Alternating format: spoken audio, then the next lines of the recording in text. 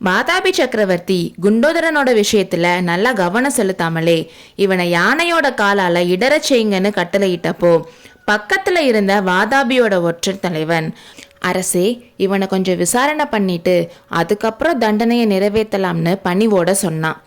ஆமா, ஏதோ ஞாபகத்துல சொல்லிட்டேன், அவனை இப்படி கொண்டு வாங்கன்னு புலிகேசி சொன்னதும் குண்டோதரனை பக்கத்துல கொண்டு போய் நிறுத்தினாங்க.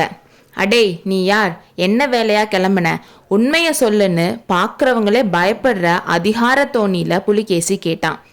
வாதாபி மன்னன் 18 மாசத்துல தமிழ் மொழிய நல்லா கத்துக்கிட்டான். ஏற்கனவே வாதாபி ராஜ்யத்துல பேசின பாஷையில பாதி சொல் தமிழ் சொற்களாக இருந்தனால புலிகேசிக்கு தமிழ் படிக்க கஷ்டமா இல்லை. புலிகேசி கேட்ட கேள்விக்கு, ஐயா, நான் என் அம்மாவோட மகன், கொள்ளிடத்துக்கு அந்த கரையில திருவெண்காட்டுக்கு போகலான்னு கிளம்புனேன். திருவெண்காட்டு வைத்தியர்கிட்ட இருந்து மருந்து வாங்கிட்டு வரதுக்காக போறேன்னு குண்டோதரன் சொன்னான். எதுக்குடா மருந்து, உனக்கு என்ன கேடு வந்துச்சுன்னு புலிகேசி கேட்டதும் குண்டோதரன் பயந்தவன் மாதிரி ஆக்டிங் பண்ணி, எனக்கு இல்லை ஐயா, என் அம்மாவுக்கு தான் மருந்து, என் அம்மா அவள் இடிக்கிறப்போ உரலை விழுங்கிட்டா, அதுக்காகன்னு சொன்னான். இந்த பதிலை கேட்டு அங்கிருந்த கொஞ்சம் பேருக்கு சிரிப்பு வந்துச்சு. புலிகேசிக்கும் லேசா சிரிப்பு வந்துச்சு. என்னடா உளர்ற, உன் அம்மா உரலை விழுங்குனாலான்னு அதட்டுற மாதிரி கேட்டான். இல்லை, உரலை விழுங்கல, உலக்கையத்தான் விழுங்குனான்னு அதே மாதிரி பயந்தவன் மாதிரி சொன்னான்.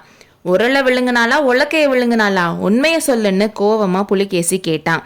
இல்லை, என் அம்மாவை உரல் விழுங்கிருச்சுன்னு சொன்னான். என்கிட்டயே விளையாடுறியா, உன்னை என்ன செய்வேன் தெரியுமான்னு புலிகேசி சொன்னான். ஐயா, மன்னிக்கணும், உங்களை எல்லாம் பார்த்தா எனக்கு ரொம்ப பயமா இருக்கு, அதனால மனசுல ஒன்று இருக்கு, நாக்கு எதையோ சொல்லுதுன்னு குண்டோதரன் சொன்னான். இப்போ பயம் இல்லாம மெதுவா யோசிச்சு உள்ளதை உள்ளபடி சொல்லுன்னு புலிகேசி சொன்னான். என் அம்மா அவள் இடிச்சப்போ உலக்க தெரியாம கையில விழுந்துருச்சு. அம்மாவோட கை காயமாயிருச்சு. அந்த காயத்துக்கு மருந்து வாங்கத்தான் திருவெண்காட்டு நமச்சிவாய வைத்தியர்கிட்ட போறேன்னு சொன்னான். இவ்வளவுதானா, வேற ஒன்றும் இல்லையே, உண்மைய சொல்லுன்னு புலிகேசி அதட்டி கேட்டான். ஆமா ஐயா, உண்மையத்தான் சொல்றேன், உலக்கைக்கு தான் காயமாயிடுச்சுன்னு சொன்னான். இதை கேட்டதும் புலிகேசிக்கு பயங்கரமா சிரிப்பு வந்துருச்சு. கொஞ்ச நேரம் விழுந்து விழுந்து சிரிச்சிட்டு பக்கத்துல இருந்த ஒற்றர் தலைவனை பார்த்து, இந்த பைத்தியக்காரனை என்ன செய்யறதுன்னு கேட்டான். அரசே, இவனை பார்த்தா பைத்தியம் மாதிரி தெரியல, காரிய பைத்தியம் மாதிரி தெரியுது, ரொம்ப நெஞ்செழுத்தம் இருக்கிறவன் மாதிரி தெரியுது, இவனை வேற மாதிரி தான் விசாரிக்கணும்னு சொன்னான். குண்டோதரனை புடிச்சிட்டு வந்த வீரர்கள்ல ஒருத்தன் முன்னாடி வந்து, பிரபு, இந்த ஓலை அவனை செக் பண்ணப்போ கிடைச்சிச்சுன்னு சொல்லி புலிகேசி கிட்ட கொடுத்தான். புலிகேசி அதை வாங்கி லிகிதங்கிட்ட கொடுத்து மறுபடியும் ஓலையை படிக்க சொன்னான். மீனக்கொடியோனுக்கு ரிஷபக்கொடியோன் எழுதுற கடிதம். வடதேசத்து கழுதை புலி உன்னை பார்க்கறதுக்காக கொள்ளிட நதிக்கு வந்திருக்கிறதா தெரியுது. புலியோட ஆசை வார்த்தைகள்ல மயங்க வேண்டாம். சேத்துல மாட்டிக்கிட்ட புலி பிராமணனை ஸ்தோத்திரம் சொல்லி ஏமாத்தின கதை ஞாபகம் இருக்கட்டும். காஞ்சி ரிஷபத்தை வாதாபி புலியால ஒன்றும் செய்ய முடியாதுன்னு உறுதியா நம்புங்க. புலி சேத்திலேயே கிடந்து பட்டினியால செத்ததுக்கு அப்புறம் காஞ்சி ரிஷபத்துக்கும் மதுரை பெண்மானுக்கும் உறவு ஏற்பட இருக்கு. ஆனா புலியோட பசிய போக்க உதவி செஞ்சா அது மதுரை மானுக்கு தான் ஆபத்தா முடியும். இதையும் மனசுல வச்சு நல்ல முடிவா எடுத்து நடந்துக்கங்கன்னு எழுதியிருந்துச்சு.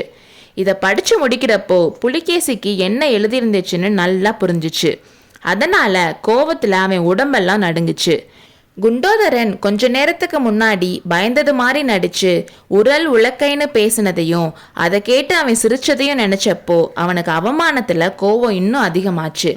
அடே ஒற்றா, வாதாபி புலிகேசி கிட்டே விளையாடுற, இவனை கொண்டு போய் இவனோட கண்களை புடுங்கி கழுத்தை வெட்டி கழுகுக்கு போடுங்கன்னு சொன்னான். இந்த மாதிரி குரூரமா கட்டளையிட்டப்போ புலிகேசி குண்டோதரனை உத்து பார்த்தான்.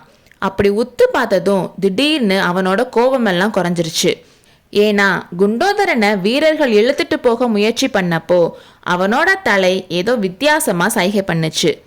உத்து பார்த்த புலிகேசிக்கு அது ஸ்வஸ்திக சின்னத்தோட கோலம் மாறி இருக்கிறது தெரிய வந்துச்சு.